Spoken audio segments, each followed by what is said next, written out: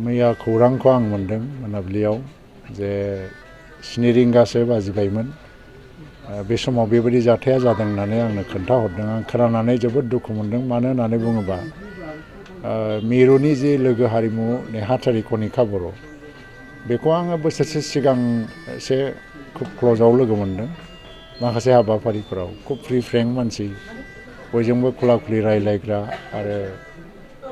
गोसो खुसियैनो थाग्रा मानसि जेखौ मावो एन्जय खालामो गोसो होनानै मावो आरो मोनसे फिउचार थानाय सासे बर' आइजोमोन जायनोखि दा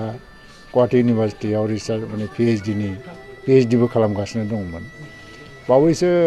5 डिसेम्बर खालि गुवाहाटी इउनिभार्सिटियाव जोङो मुंदांखा थुनलाइगिरि ब्रजेन्द्र कुमार ब्रह्मनि थैनाय सानखौबो इउनिभार्सिटिनि सिङावनो जयैनो फालिलायदोंमोन माबोरै दं सोंदोंमोन आङो आरो बबाव थायो गुवाहाटीयाव थायो ना न'आव थायो बयबो खुला खुलिनो रायलायदों बेबो आंनो हासि खुसि आगोलनि बादियैनो फिननाय होदों रावबो साननो हाया बेबायदि जे जागोन नाथाय ओरैनो जोंनि माहारियाव दुलाराय बर' फरायसा आफादाव आइजोफोरनिफ्राय बा सोरबा हिन्जावसाफोरनिफ्राय दैदेनगिरि जाफैनायनि अनजिमाफ्रा जोबोद बाङाय साफा सानैल' मानसि ओंखारबोयो बिसोर जोबोद प्रमिजिं आरो खुब क्लियार मोनसे कनसेप्ट थानानै ओंखारबोदोंमोन बेयो मोनसे सुफुंखौ हायै खहा जोंनि थाखाय आरो दिनै न'खराव जोबोद मोनसे दुखुनांथाव थासारि जे हांगामा बर' बिथाङाबो दुलाराय बर' फरायसा आफादनिनो बाक्सा जिल्लानि लेङाइ आफादगिरि दानसेबो जायाखै हाबाया बेहाय जायखौ गाव माने मोजां मोननानै जुलि लादोंमोन जिउनि लोगोरि हिसाबै बेखौ खोमानानै लानांनाय मोनसे परिबेस सामलायनो हायैबादि मोनसे थासारि नुफैनानै आंबो जोबोद माने गावखौनो गाव दुखु मोनफैदों जे बेबायदि थासारियाव गोग्लैनांबाय होननानै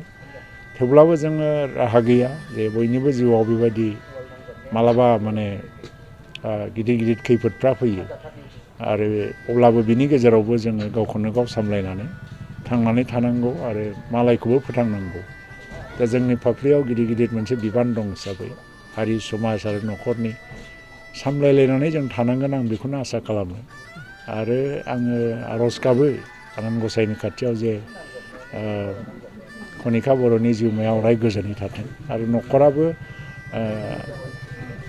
मोनसे दुखुनि सम बे हिसाबै माखासे समाथ' बिदिनो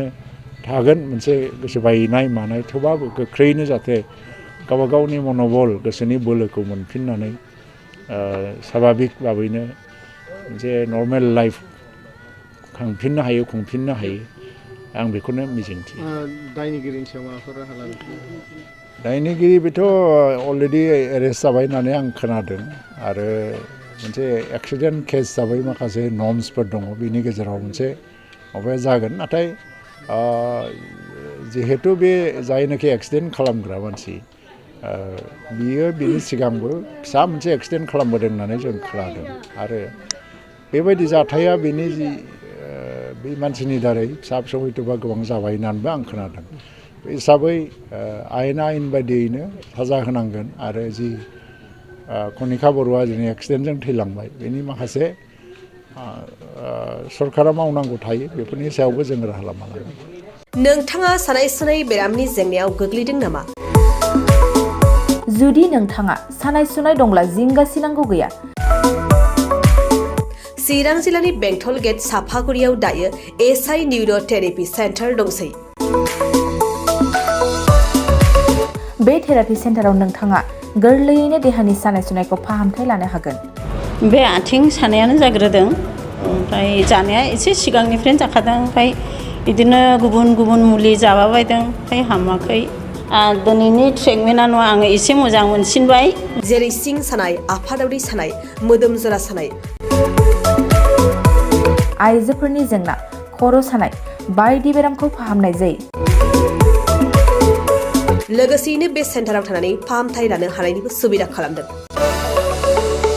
नोंथांमोनहा एएसआइ निउर'थेरापि सेन्टाराव फाहामथाय लानो गोसो दंब्ला नैबे मबाइल नम्बर 7620160459 नङाब्ला 9476 977 956 आव थोंजों सुलाद लानो हागोन।